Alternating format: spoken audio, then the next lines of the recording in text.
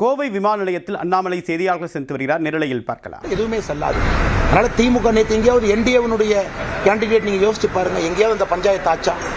நேற்று முழுவதும் நீங்க டிவியில பேசினதல்ல என்ன, இவங்களுடைய வேட்பாளருடைய வேட்பு மனுவே ரொம்ப கஷ்டப்பட்டு பலவிதமான யுக்திகளை கையாண்டுதான் வேட்பு மனுவே ஏற்கப்பட்டிருக்கிறது.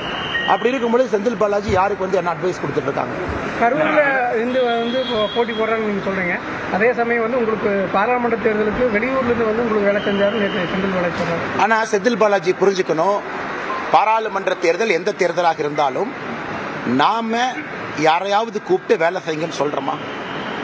வாலண்டியர்ஸ் பக்கத்து தொகுதியிலேருந்து இங்கே வேலை செய்கிறாங்க. அது அரசியல் எல்லா பக்கம் நடக்கிறது. வானதி சீனிவாசன் அவர்களுக்கு கோயம்புத்தூர் வடக்கு தொகுதியில் வாலண்டியர்ஸ் நிறைய பேர் சின்ன பசங்க இளைஞர்கள் வேலை செய்யத்தான் போகிறாங்க. ஆனால் கரூரிலிருந்து ஆளை கொண்டு இந்த பாக்கெட்டில் பணத்தை இந்த பாக்கெட்டில் பணத்தில் வீதி வீதியாக நடந்து போய் உங்களுக்கு 200 உங்களுக்கு 500 பிடிங்க, உங்களுக்கு குண்டா வேணுமா அண்டா வேணுமா ஸ்மார்ட் வாட்ச் வேணுமா பிடிங்க அப்படின்னு மொத்தமாக கோயம்புத்தூர் திராவிட முன்னேற்ற கழகத்தை குத்தகைக்கு எடுத்திருப்பது யார்?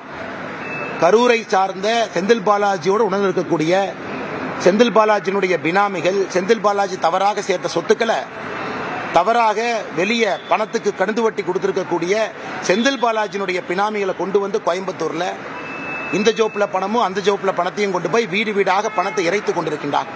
இதைத்தான் நம்ம குற்றம் சாப்பிட்டோம். இன்னைக்கு அதை ஒருபடி மேல போய் போட்டியிடக்கூடிய சுயேட்சை வேட்பாளர்களை கூட கரூர்ல இருந்து இறக்குமதி பண்ணியிருக்கார். அந்த 18 வேட்பாளர்கள் கூட கோயம்புத்தூர் திராவிட முன்னேற்ற கழகத்தில் யாரும் தருவதற்கு தயாராக இல்லை. அதிலிருந்தே தெரியுதா செந்தில் பாலாஜியினுடைய தோல்வி உறுதியாயிருச்சுன்னு. செந்தில் பாலாஜி எப்படி போயிட்டு இருக்காரு? கரூர்லயும் முடியல, வண்டி எடுத்துட்டு கரூர் போறாரு. கோயம்புத்தூர்ல முடியல, வண்டி எடுத்துட்டு கோயம்புத்தூருக்கு வராரு. ஆனா அம்மன் அர்ஜுன் அவர்கள் மிக அழகாக நீட்டா ஒரு தெருவாக நடந்து போய் அவருடைய பிரச்சாரத்தை கண்ணியமாக முடிச்சுட்டு வர்றாங்க. அதனால தோல்வி பயத்தினுடைய வெளிப்பாடு தான் திரு செந்தில் பாலாஜி அவர்கள் பேசியிருப்பது.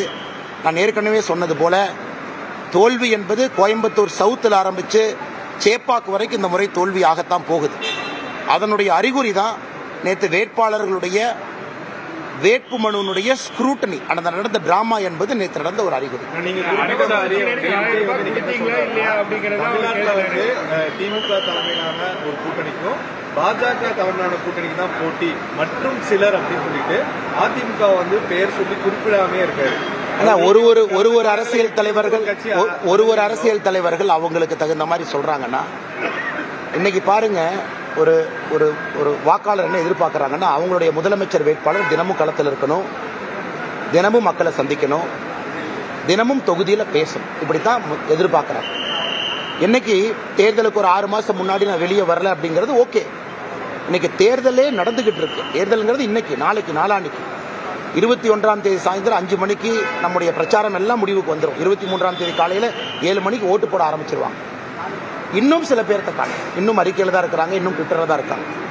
அதனால் நான் ஏற்கனவே சொன்னது போல இந்த தேர்தல் நாம் மிக தெளிவாக சொல்லி இருக்கின்றோம். பாரதிய ஜனதா கட்சி, அனைத்து இந்திய அண்ணா திராவிட முன்னேற்ற கழகம் தலைமையிலான தேசிய ஜனநாயக கூட்டணி, திராவிட முன்னேற்ற கழகம் தலைமையிலான மதசார்பற்ற கூட்டணி, 2 பேர் ஒரு பக்கம் இருக்கிறாங்க.